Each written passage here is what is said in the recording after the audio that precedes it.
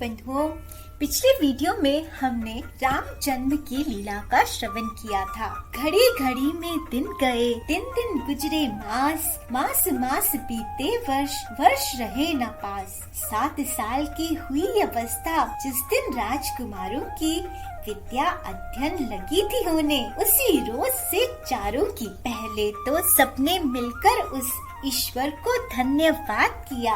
वेद आरंभ की रीति का फिर राजा ने आशीर्वाद दिया।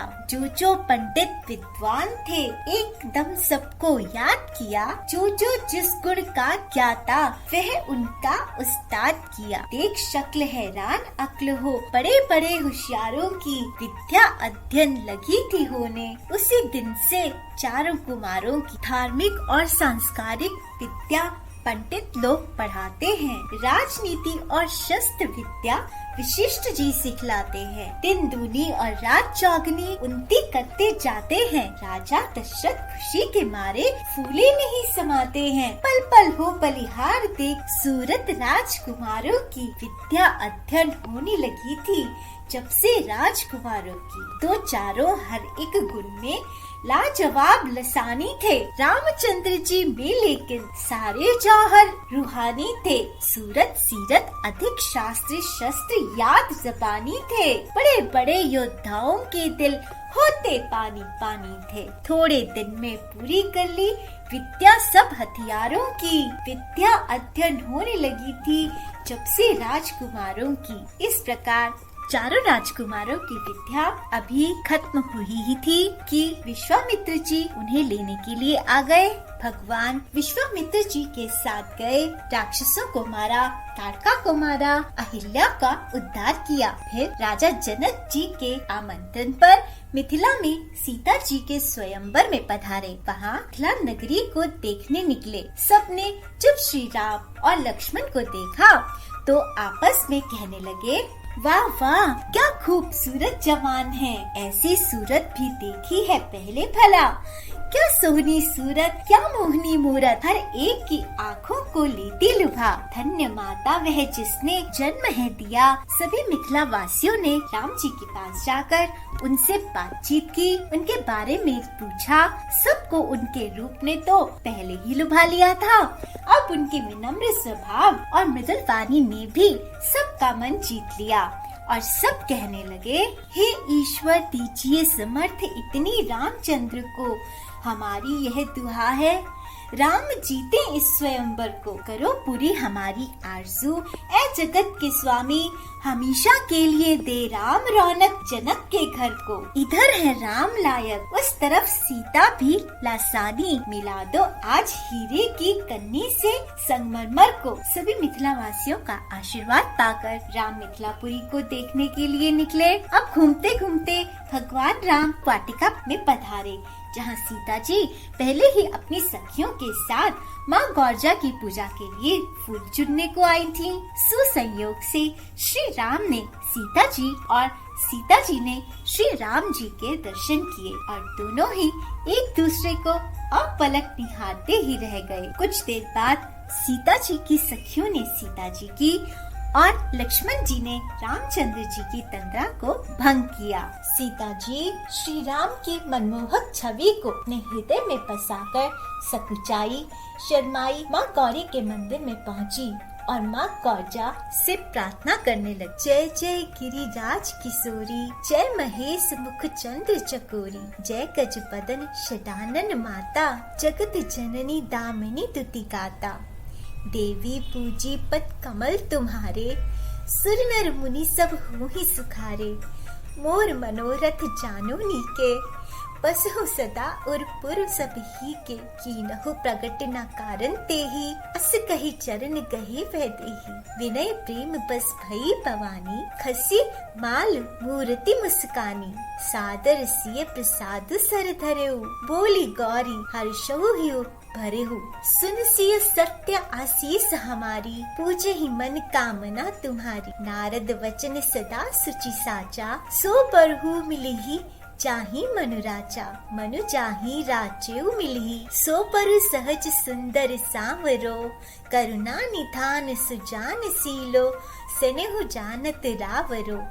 एहि भांति गौरी आशीष सुनिसिय, सहित ही हर्षी अली, तुलसी भवानी ही पूजी पुनि पुनि, मुदित मन मंदिर चली। सीता जी ने गौरजा माँ से कहा कि माँ, मैं संकोच और लज्जा के कारण आपसे अपने मन की बात नहीं कह पा रही, लेकिन मैं जानती हूँ कि आप तो सबके हृदय की बात को जानते हो।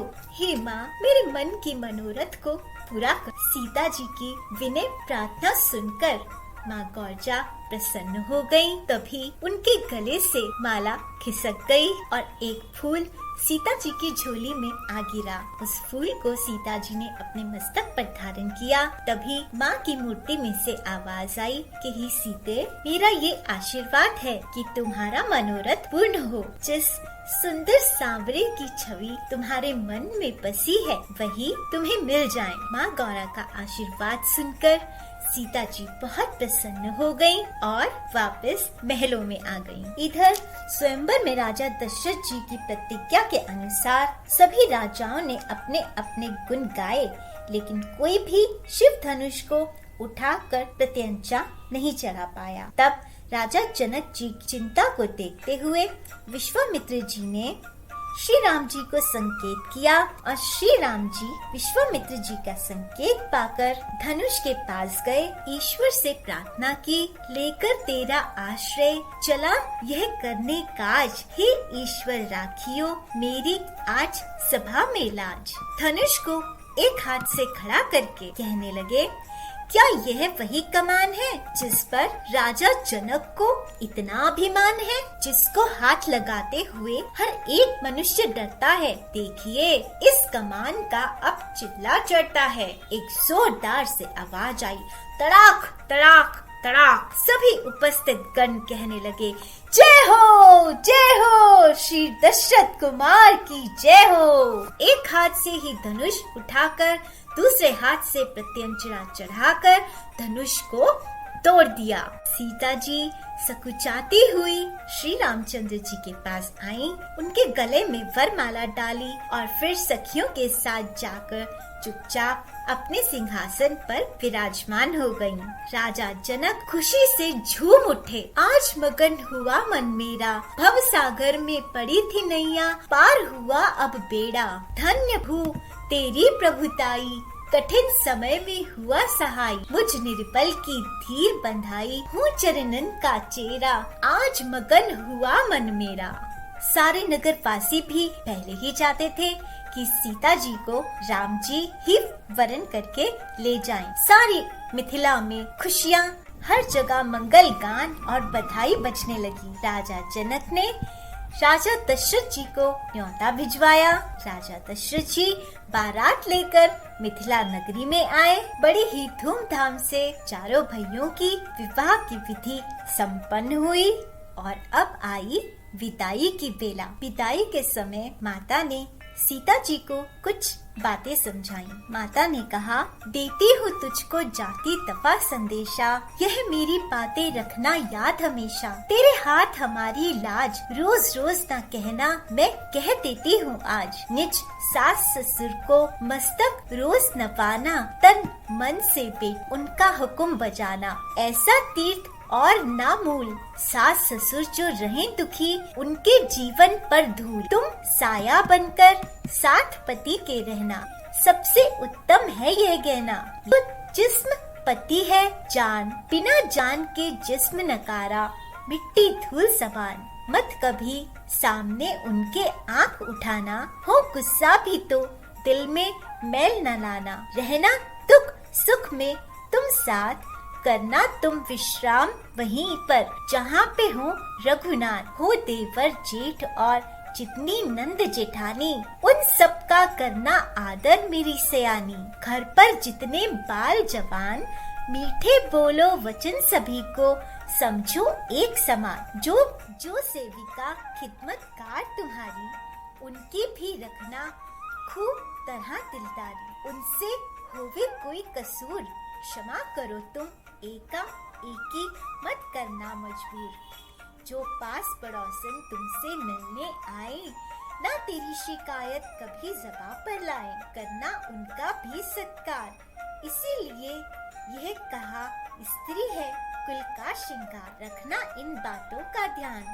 और कहूँ क्या ज्यादा तुझको, तू खुद ही बुद्धिमान। इस प्रकार माता ने सीता जी को सीख दी। सीता जी की विदाई हुई और बारात डोली की पालकी लेकर अयोध्या को निकल पड़ी। रास्ते में श्री रामचंद्र जी ने परशुराम जी को अपनी विनम्रता से संतुष्ट किया। रात अयोध्या पहुंची।